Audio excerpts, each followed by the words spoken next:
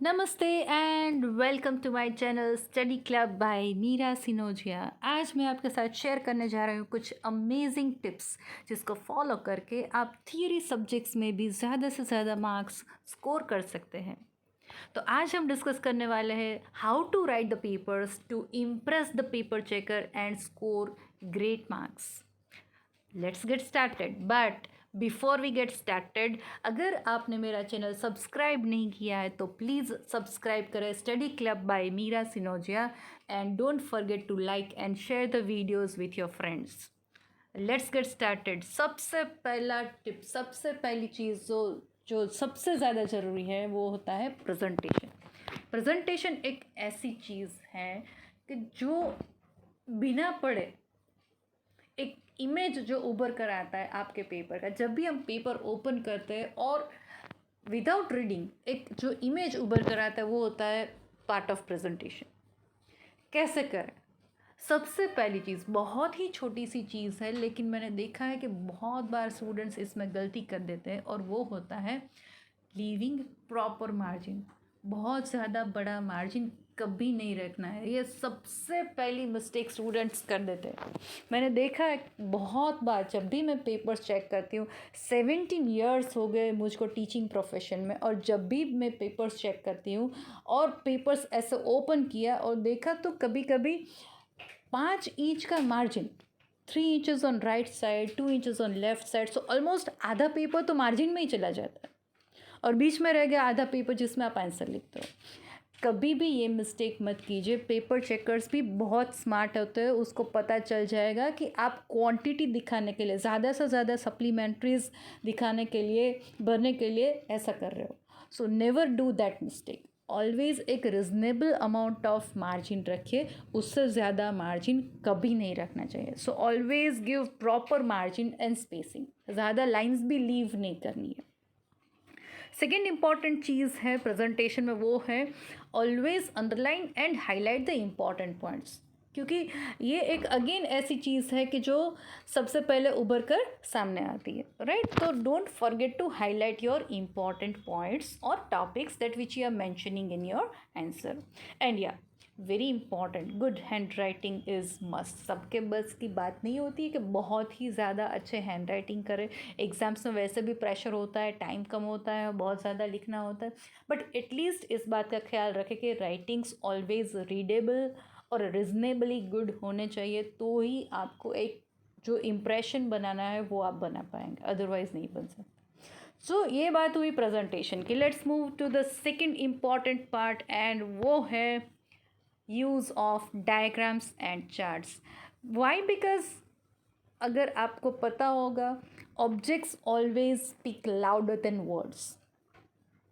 सो जितने ज़्यादा आप डायग्राम्स और चार्ट्स का यूज़ करेंगे उतने ही ज़्यादा you are making the task of paper checker very easy. उसको बहुत ही आसानी से पता चल जाएगा कि आप कौन कौन से पॉइंट्स है जो आंसर में बताना चाहते हैं। तो जितना ज़्यादा पॉसिबल हो वहाँ पर डायग्राम्स और चार्ट्स दीजिए। और या सबसे ज़्यादा ज़रूरी बात यहाँ पर है कि ऑलवेज़ याद रखिए कि don't waste too much of your time on drawing and designing, क्योंकि आपको टाइम का भी ख्याल रखना है। Moving to the third important thing and that is the logical sequence of the answer. The answer has to be in to the logical sequence. जैसे कि usually एक सीक्वेंस हम फॉलो करते हैं। इंट्रोडक्शन होता है जैसे सबसे पहले, फिर आता है मीनिंग एंड डिफिनेशन, फिर आता है जो main topic, the main question जो पूछा गया है, तो you are explaining the main topic, and lastly conclusion. Always also write proper conclusion. Many a times students make mistake, सिर्फ ऐसा लिख देते हैं जैसे कि सपोज 7-8 पॉइंट्स आपको एक्सप्लेन करने हैं और कंक्लूजन में लिख देते हैं कि अबव ऑल आर द से for example factors affecting business environment. ये कंक्लूजन नहीं है, ऐसा कंक्लूजन कभी मत दीजिए। Conclusion has to be proper, so that is also the important thing. Moving to the fourth important thing and that is content is must. मैंने देखा है कि बहुत बार स्टूडेंट्स को आंसर्स नहीं आते हैं तो वो हनुमान चालीसा लिख देते हैं, गायत्री मंत्र 50 बार लिख देते हैं। प्लीज़ प्लीज़ प्लीज़ ऐसी गलती कभी भी मत कीजिए। You are creating a very bad impression in the minds of paper checker.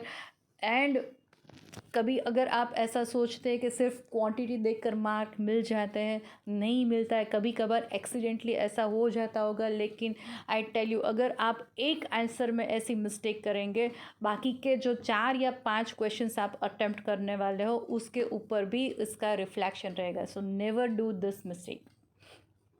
And always remember, only quantity or only aesthetic will never work. This is just like beauty and brain, both are very important. Only brain without beauty is not going to give you great marks, and only beauty no brain is again useless. So content is must. Moving to the fifth one, and that is always highlight your USP. USP क्या होता है? Unique selling preposition. Management students को शायद पता होगा, अगर नहीं पता तो you must know this. USP is unique selling preposition. आपके अगर आपकी कोई कंपनी है, आपकी कोई प्रोडक्ट है, तो उसके अंदर का कोई यूनिक फीचर जो होता है वो होता है आपका USP। तो आपके पेपर में भी अगर कुछ ऐसा है कि जो USP है, always highlight your USP and try to highlight with the help of highlighter, या फिर कलरफुल पेन हो, या तो सिंपली आप उसका अंडरलाइन कर लें, किसी भी तरह से। But always highlight your USP। This will always help you to catch the attention of the paper checker, and definitely he is going to read कि आपने यहाँ पर क्या मेंशन किया है, और कुछ ऐसी ग्रेट चीज़ आपने मेंशन करी है, तो डेफिनेटली आपको इससे ज़्यादा मार्क्स मिल सकते हैं। छठी सबसे ज़्यादा इम्पॉर्टेंट चीज़ है वो है टाइम मैनेजमेंट, क्योंकि we are bound by a specific time कि जिसमें हमको अपना पेपर कंप्लीट करना है। और बहुत बार मैंने देखा है कि स्टूडेंट एक गलती, कॉमन मिस्टेक कर देते हैं कि जब भी आपको आपका कोई फेवरेट क्वेश्चन पूछा जाता है एग्ज़ाम में, तो आप ज़्यादा से ज़्यादा टाइम उसमें स्पेंड कर देते हो। फिर लास्ट में क्या होता है कि you don't get much time to complete your paper. कभी कभी पेपर छूट जाता है, इनकम्प्लीट रह जाता है, and ultimately you are losing your marks. तो कभी भी ये मिस्टेक मत कीजिए कि अपना फेवरेट क्वेश्चन को ज़्यादा से ज़्यादा टाइम लिखा कीजिए। Maybe it is just for 10 marks. Don't waste 1 hour to write the question of just 10 marks, even though it is your favorite one. So don't take more time to write your favorite question. You should always divide the time equally for each and every question.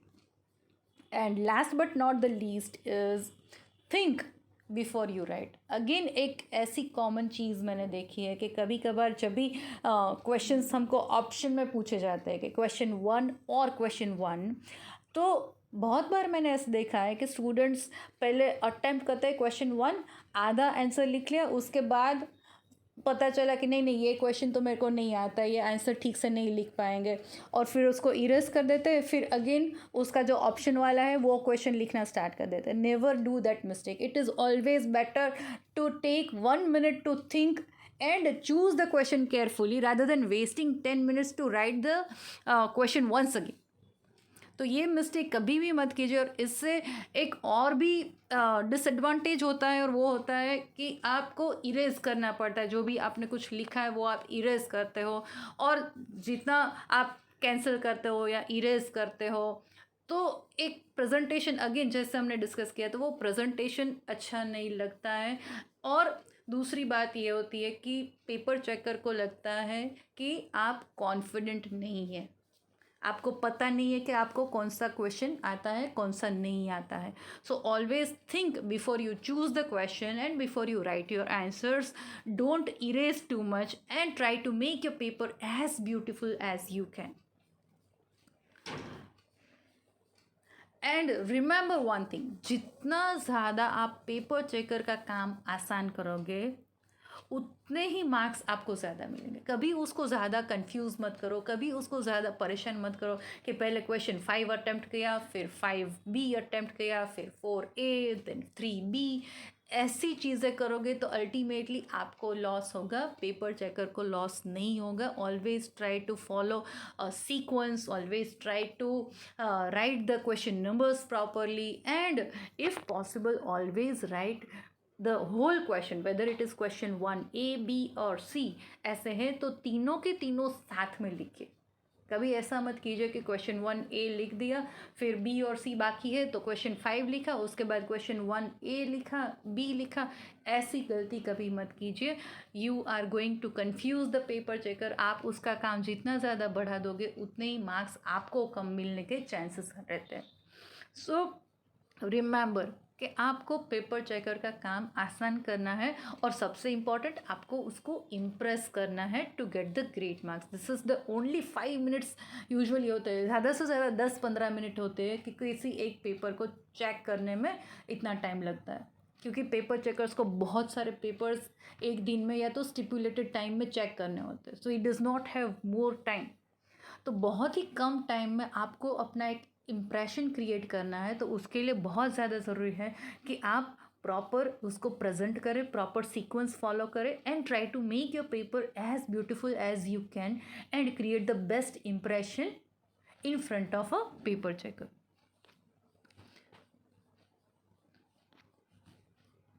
And just follow the steps and your best result is on its way. And as exams are coming very close, so wishing you all great success in your exams. And अगर आपने मेरा channel subscribe नहीं किया है, please don't forget to subscribe my channel study club by Meera Sinojia, and please like and share the videos. Thank you.